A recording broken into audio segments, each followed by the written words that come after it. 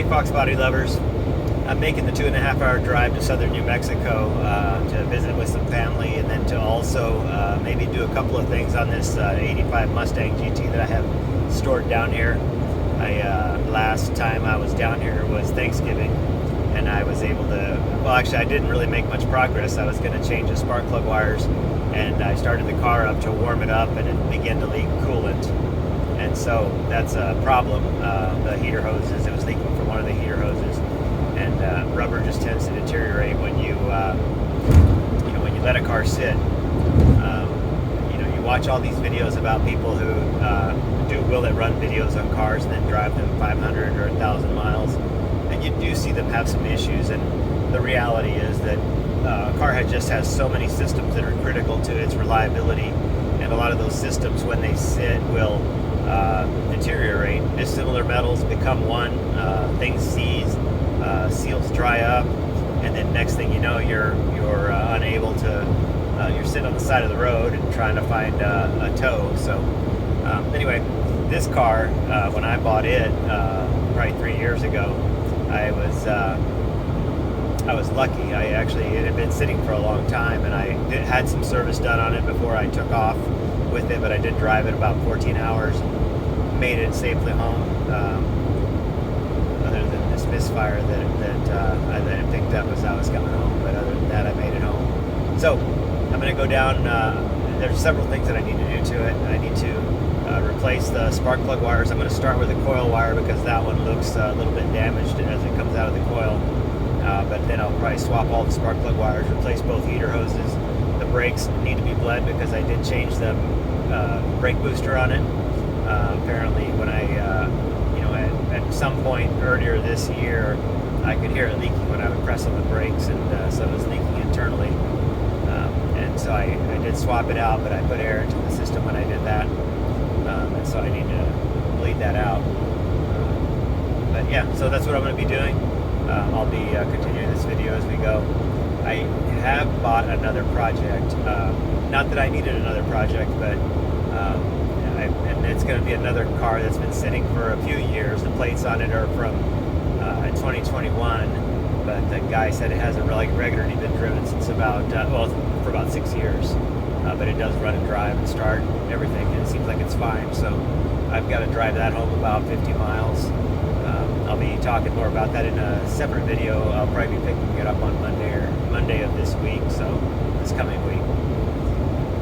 So with that, we'll dive right in. Thanks for watching.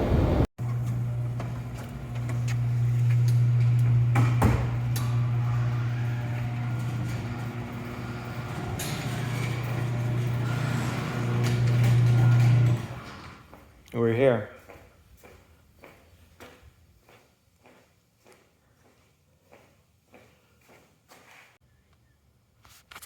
Went ahead and pulled this wire out, the coil wire, and so my suspicion was that maybe some of that blackness here might have been part of my problem. I don't know, but we'll see.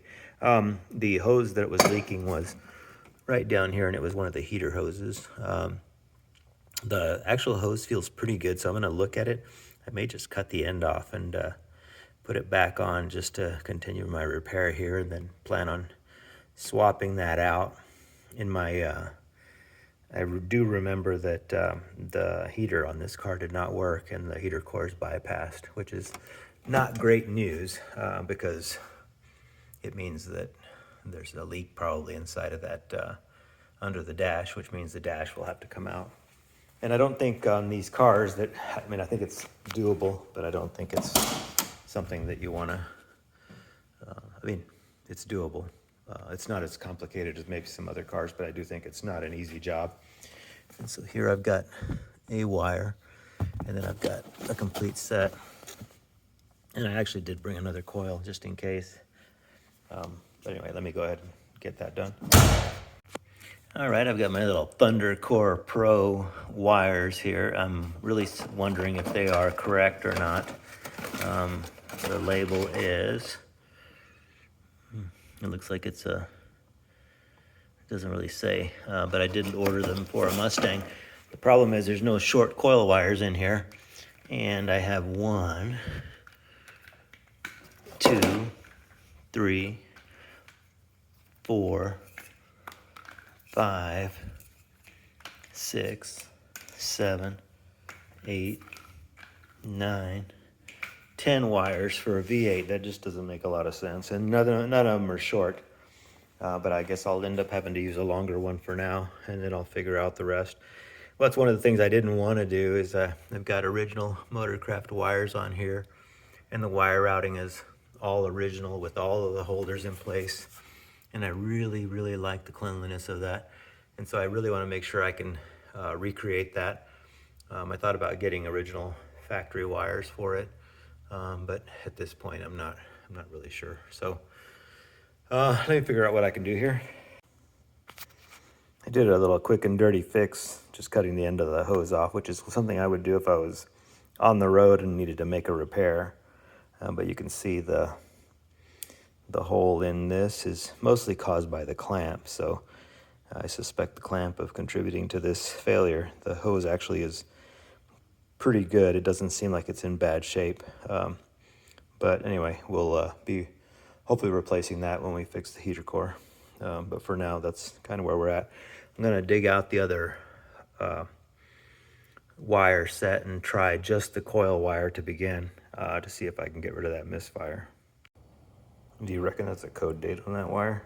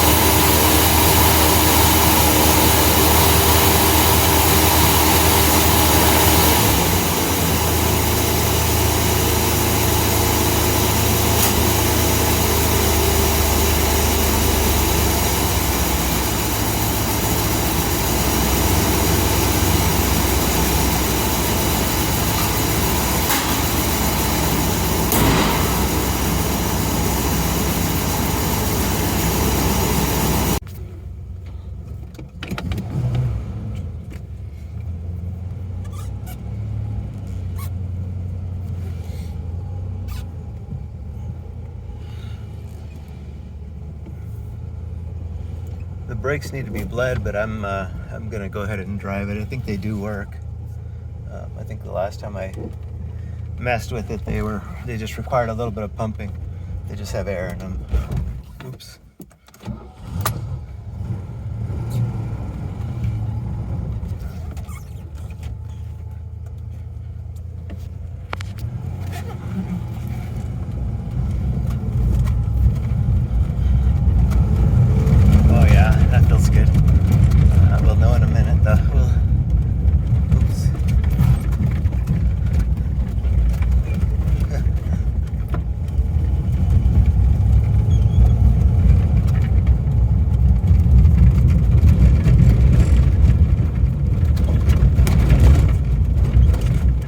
Plates are expired and I don't have insurance, so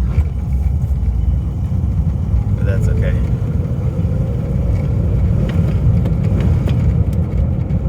She's still a little cold. The brakes are working.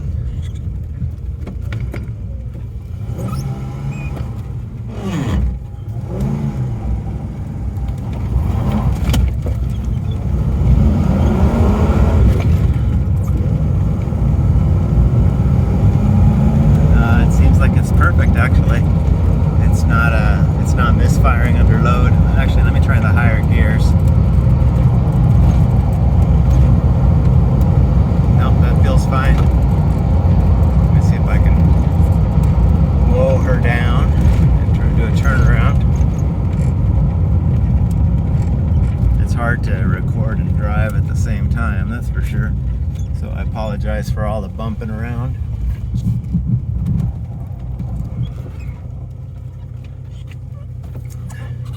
This car's still running around. I've got to look at the date code on the tires, but these have got to be from the 80s or early 90s. They're a little square. It's tempting in this car to just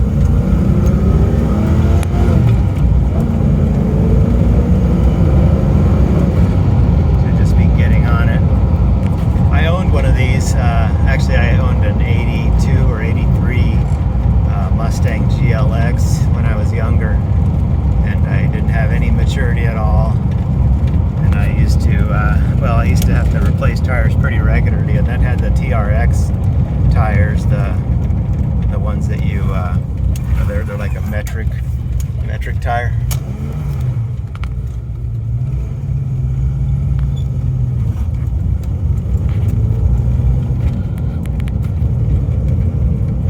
Alright, our test drive is successful. I'm going to go ahead and put it back in the garage and see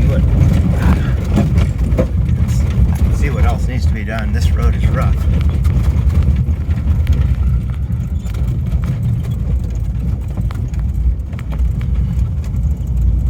But yeah, it pulls even in the taller gears without hardly lugging.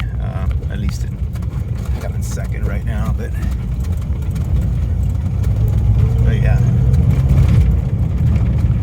So, success. I don't have to change the wires at this point in time. Let's see if I can get it back in the garage without killing anybody.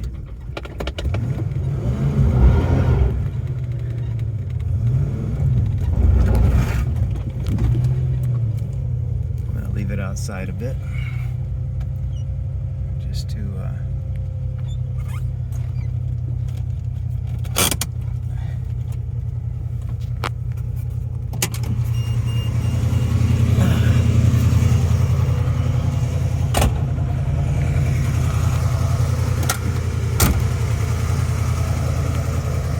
there she is.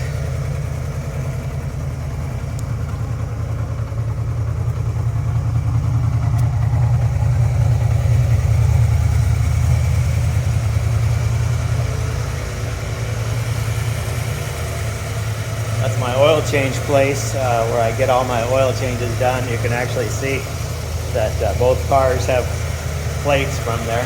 They always put that on when I bring a new car in, and they've earned my business for life because it's not a chain, it's an individual place, and they just have such really good processes that they really impress me with the work they do. And so they're located in Albuquerque, New Mexico, in the South Valley, and it's always good to go there and get my work done. They've caught so many things for me because they do such a good inspection of my vehicle. All right, that's all I got for now. So after a quick test drive, the car was fine, and I parked it and let it run for a while, and then later on pulled it into the garage. And when I did, I saw there's a small puddle below the car. It looked like it was gasoline, and so I have a gas leak that I've got to deal with on it somewhere. I thought maybe the carb might be flooding, but I didn't really see any evidence of that. So I'll have to look at that next. And I know because it didn't leak after I shut the car off that it's something after the fuel pump, and that just has a mechanical fuel pump on it. So it should be pretty easy to locate and find. I just need to plan some other time to go do that. I do have a jack over there and some jack stands. I might want to I'm not sure if I've seen jack stands. Maybe I'll just have to take a couple over there. But I'm back home, as you can kind of see in the background. I'm in my living room, and it was I didn't have as much time as I thought to work on it, but I did fix a couple of things, and I did kind of do them not 100%. I mean, the hot water heater hose looks fine. Actually, it looks like it's a newer hose. It's not the original equipment. But it was pinched by the clamp, and I actually just reinstalled the same clamp. I just didn't have any others to use, and I just didn't tighten it as much. And then the coil wire, I just have a temporary one on there, but it is working. And so I'm going to see if I can locate a one for that. It's kind of funny. I'll probably throw a little shot on here of that original coil wire.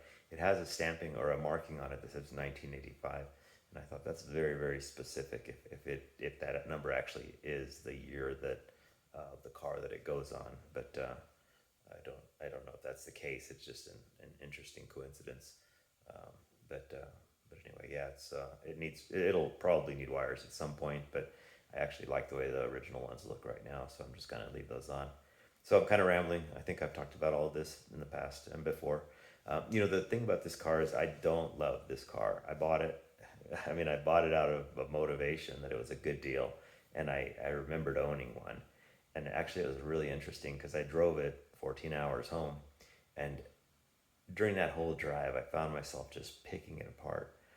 No cup holders. It's got a shift light that tells you when to shift.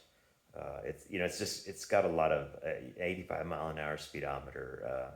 I mean, it's the noise, vibration level, harshness. I mean, even though it drives like a new car of the time, probably it is nothing compared to a modern car as far as how it absorbs the road and everything else. I mean, I'm sure it could use new tires and that would make a difference.